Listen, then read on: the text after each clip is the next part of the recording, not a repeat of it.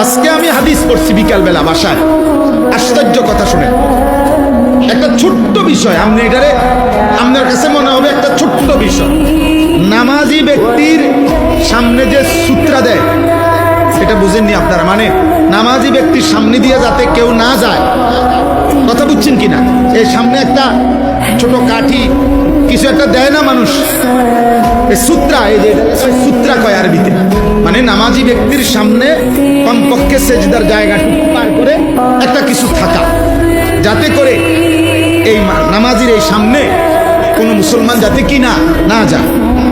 তো নবীজি বলছেন, যদি কোনো ব্যক্তি জানতো যে নামাজি ব্যক্তির সামনে দিয়ে অতিক্রম করা কি পরিমাণ গুনাহ, যদি এটা বুঝতো, তাইলে প্রয়োজনে 40 বছর টানা দাঁড়ায় থাকে। এক হাদিস।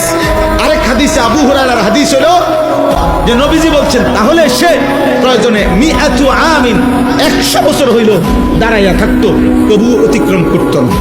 এটা হলো একটা কথা। হাদিসের দ্বিতীয় অংশ আরো মারাত্মক।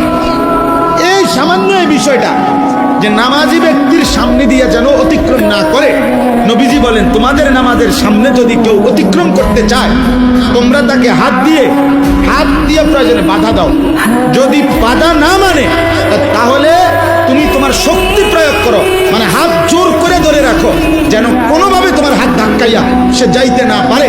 নবীজি বলেন এরপরে শব্দ, ফাইন্নামা হুয়া শাইতানুন, শাইতানুন। খোদার কসম, নবী বলে, এর সামনে দিয়ে যে লোকটা চলে যাইতেছে, নিশ্চয়ই সে শয়তান। কারে বলছে? এ মানুষ এটারে বলছে।